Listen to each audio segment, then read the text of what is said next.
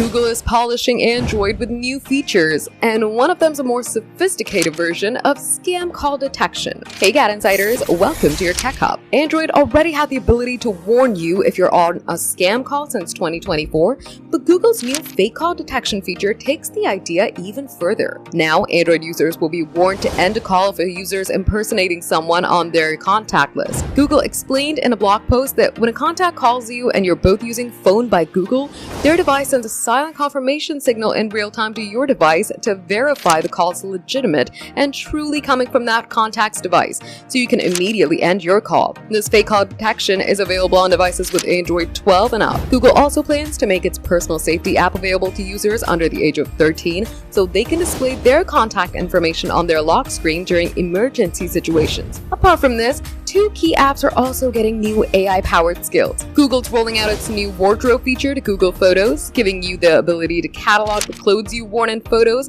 and help you virtually try them on. Meanwhile, Google Play Books can now use AI to provide contextual information about whatever you're currently reading. Google Photos wardrobes available on selected devices in the US, India, and Brazil on Android 10 and up, and Google Play Books AI insights are rolling out now for selected titles in English. Google's also updating its Circle to Search and Quick Share. Now, Circle to Search can identify and search for multiple items in an image instead of just one. And Google's Quick Share is now also available on more Android devices. And if you don't find these updates satisfying, Google's Gboard can add some new emojis in Gboard as well. For more updates, subscribe to GadInsider, like and share the video, and don't forget to press the bell icon so you never miss any update.